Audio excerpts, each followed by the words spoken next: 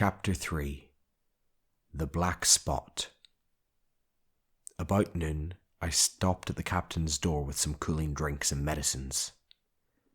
He was lying very much as we had left him, only a little higher, and he seemed both weak and excited. "Jim," he said, "you're the only one here that's worth anything, and you know I've always been good to you. Never a month but I've given you a silver fourpenny for yourself. And now you see, mate, I'm pretty low and deserted by all. And Jim, you'll bring me one noggin of rum now, won't you, matey?" "The doctor," I began. But he broke in, cursing the doctor in a feeble voice, but heartily.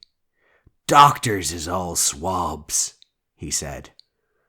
"And that doctor there, why, what do he know about seafaring men? I've been in places hot as pitch, and mates dropping round with Yellow Jack, and the blessed land a-heaving like the sea with earthquakes. What do the doctor know of lands like that?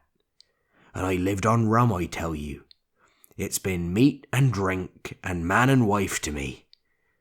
And if I'm not to have my rum now, I'm a poor old hulk on a lee shore. My blood'll be on you, Jim, and that doctor swab." And he ran on again for a while with curses.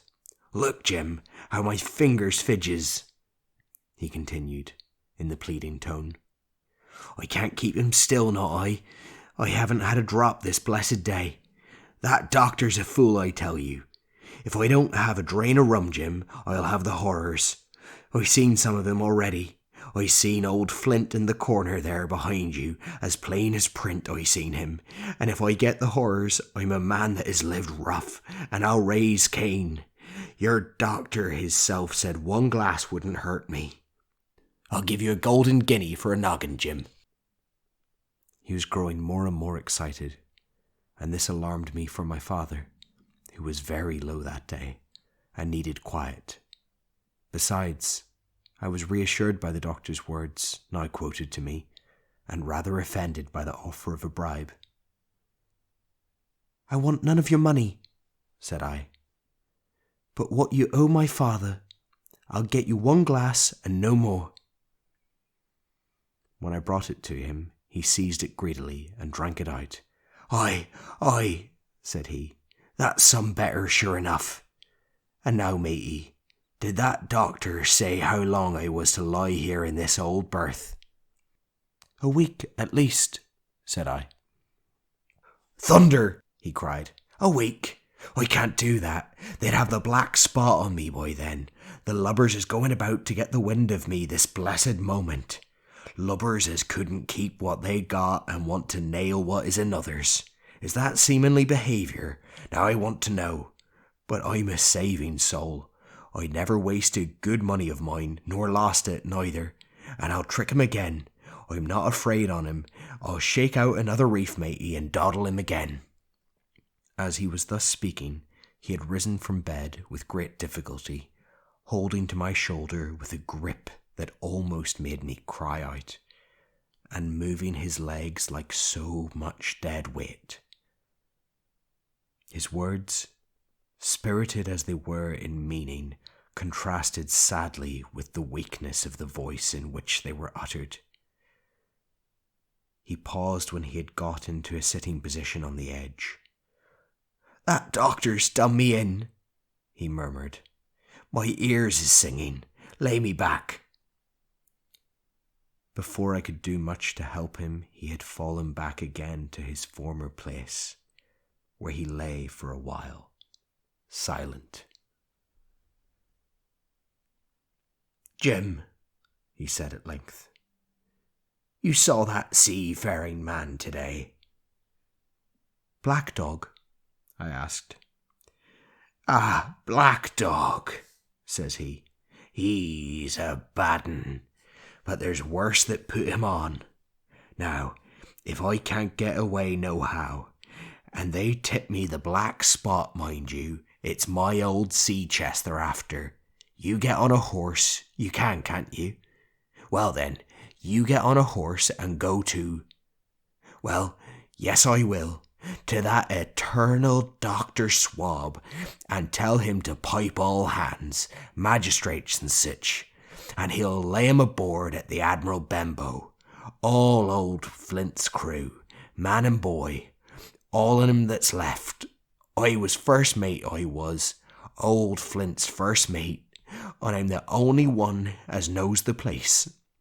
He gave it me at Savannah, when he lay a-dying, like as if I was to now, you see.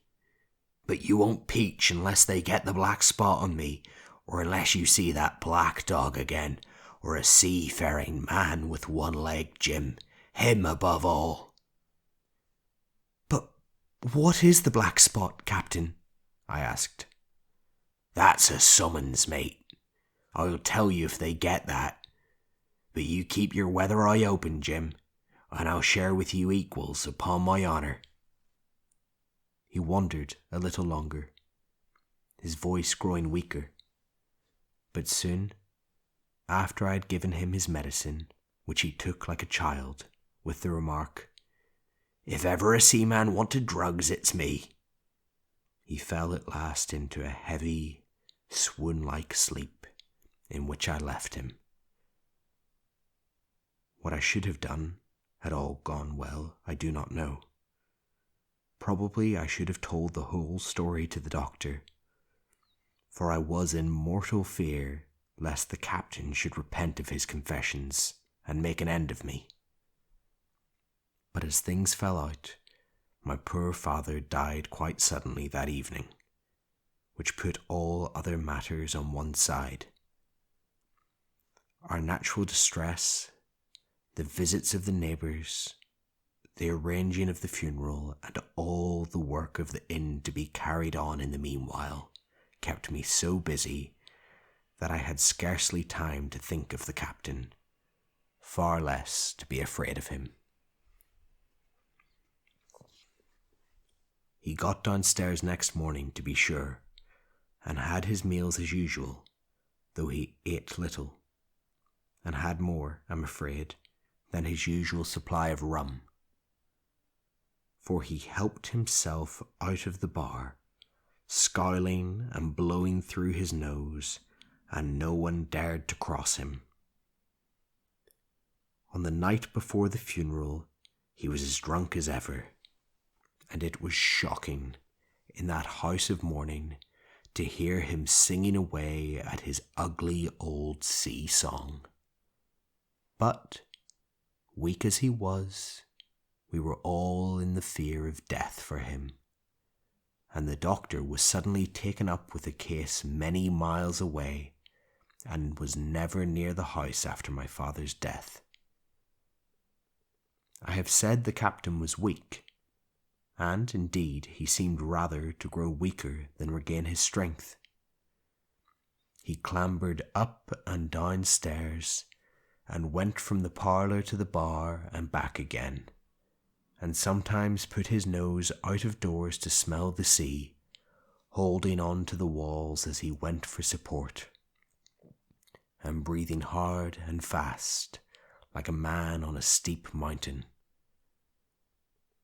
He never particularly addressed me, and it is my belief he had as good as forgotten his confidences, but his temper was more flighty, and, allowing for his bodily weakness, more violent than ever.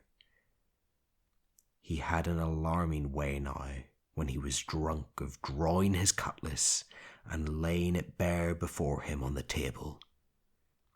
But, with all that, he minded people less, and seemed shut up in his own thoughts, and rather wondering. Once, for instance, to our extreme wonder, he piped up to a different air, a kind of country love song that he must have learned in his youth before he had begun to follow the sea.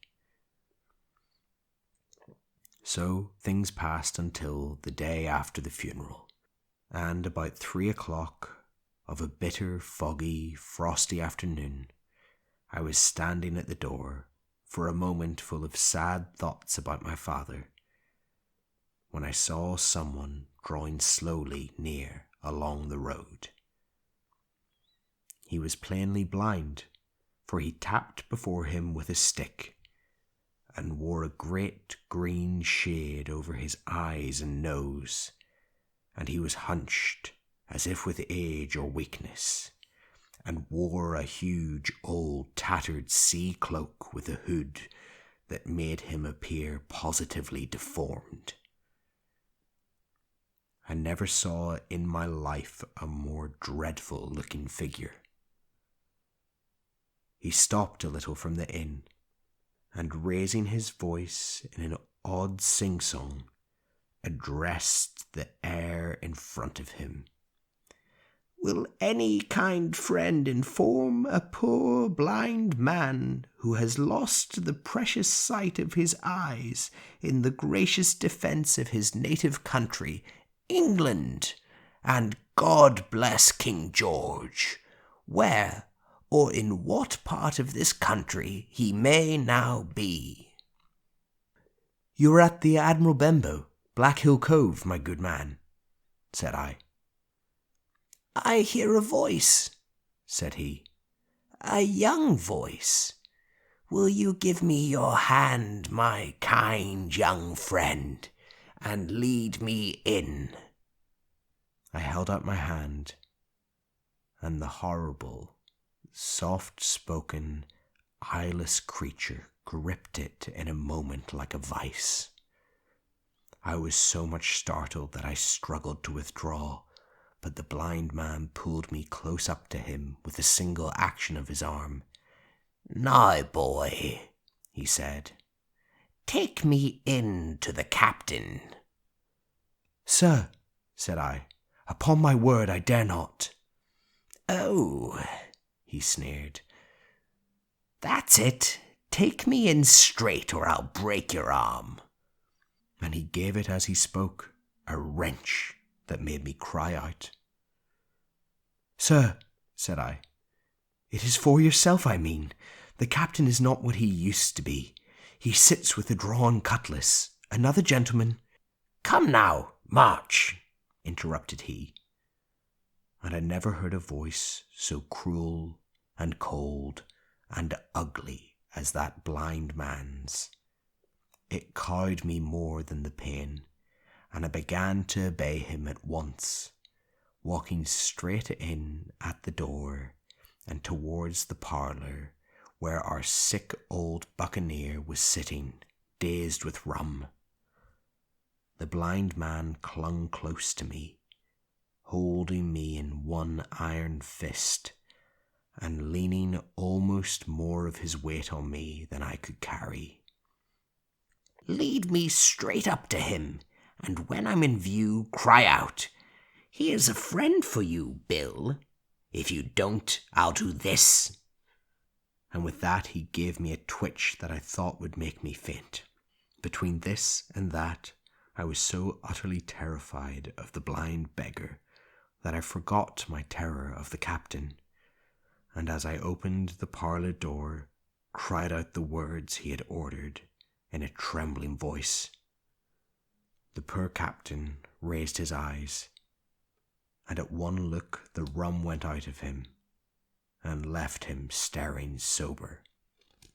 The expression of his face was not so much of terror as of mortal sickness. He made a movement to rise, but I do not believe he had enough force left in his body. "Now, Bill, sit where you are," said the beggar. "If I can't see, I can hear a finger stirring. Business is business. Hold out your left hand. Boy, take his left hand by the wrist and bring it near to my right." We both obeyed him to the letter, and I saw him pass something from the hollow of the hand that held his stick into the palm of the captain's, which closed upon it instantly. "And now that's done," said the blind man, and at the words he suddenly left hold of me and, with incredible accuracy and nimbleness, skipped out of the parlour and into the road, where, as I still stood motionless, I could hear his stick go tap, tap, tapping into the distance.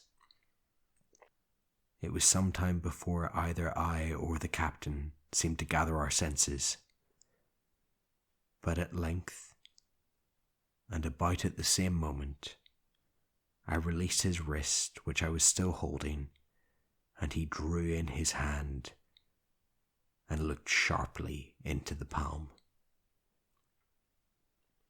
10 o'clock, he cried. 6 hours. We'll do them yet. And he sprang to his feet. Even as he did so, he reeled, put his hand to his throat, stood swaying for a moment, and then, with a peculiar sound, fell from his whole height face foremost to the floor. I ran to him at once, calling to my mother, but haste was all in vain. The captain had been struck dead by thundering apoplexy. It is a curious thing to understand, for I had certainly never liked the man, though of late I had begun to pity him. But as soon as I saw that he was dead, I burst into floods of tears. It was the second death I had known, and the sorrow of the first was still fresh in my heart.